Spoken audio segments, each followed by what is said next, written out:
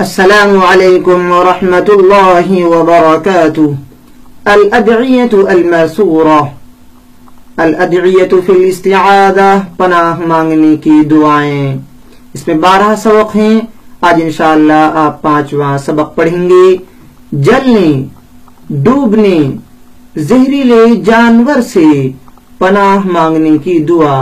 اللہ کے رسول صلی اللہ علیہ وسلم ان چیزوں سے پناہ مانگا کرتے تھے۔ عن ابی یسر رضی اللہ تعالی عنہ قال، ابو یسر رضی اللہ تعالی عنہ سے مروی ہے، کان رسول اللہ صلی اللہ علیہ وسلم یقول، اللہ کے رسول صلی اللہ علیہ وسلم پناہ مانگا کرتے تھے۔ اللہم، یہاں سے دعا کے کلمات شروع ہیں۔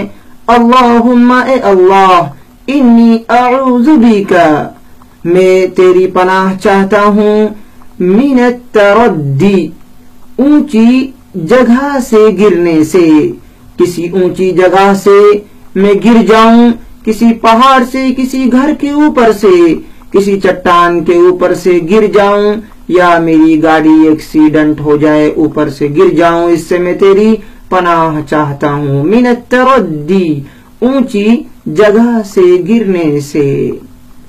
والہدمی، کسی چیز کے نیچے آنے سے، کسی دیوار کے نیچے آ جاؤں یا کسی اور چیز کے نیچے آنے سے میں تیری پناہ چاہتا ہوں۔ والغرقی، اور پانی میں ڈوبنے سے۔ والحریقی، اور جلنے سے، آگ میں جلنے سے یا کسی اور چیز کے جلنے سے میں تیری پناہ چاہتا ہوں۔ وَأَعُوذُ بِكَ أَن يَتَخَبَّطَنِيَ الشَّيْطَانُ عِنْدَ الْمَوْتِ، اور میں تیری پناہ چاہتا ہوں اس بات سے کہ موت کے وقت شیطان کا حملہ ہو، موت کے وقت شیطان کے حملے سے میں تیری پناہ چاہتا ہوں۔ وَأَعُوذُ بِكَ أَنْ أَمُوتَ فِي سَبِيلِكَ مُدْبِرًا، اور اس بات سے بھی میں تیری پناہ مانگتا ہوں کہ ان اموت فی سبیلک مدبرا، کہ تیرے راستے میں بھاگتا ہوا مروں، مدبرن، پیٹ پھیر کر، میدان جہاد سے بھاگتا ہوا میں مارا جاؤں۔ وَأَعُوذُ بِكَ، اور اس بات سے بھی تیری پناہ چاہتا ہوں کہ میں مارا جاؤں، فی سبیلک، تیرے راستے میں، مدبرن، بھاگتا ہوا۔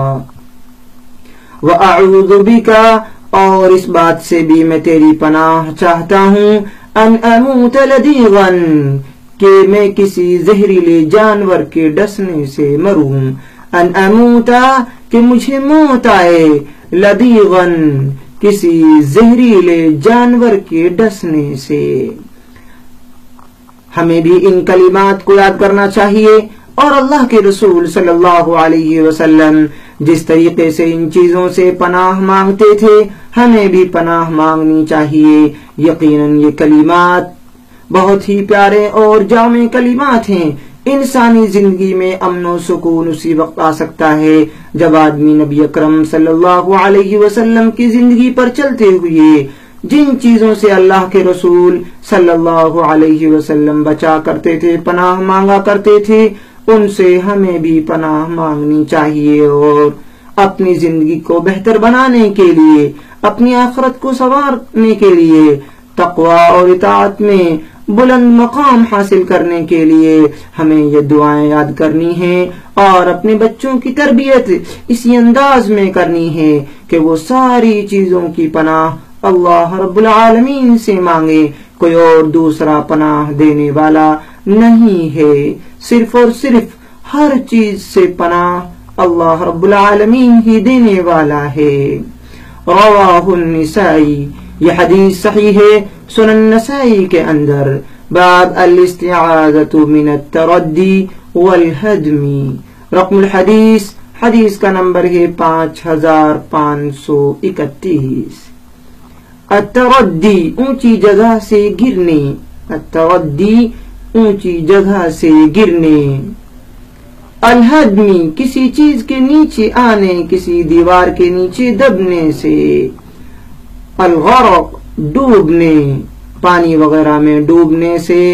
الحریق آگ، الحریق آگ.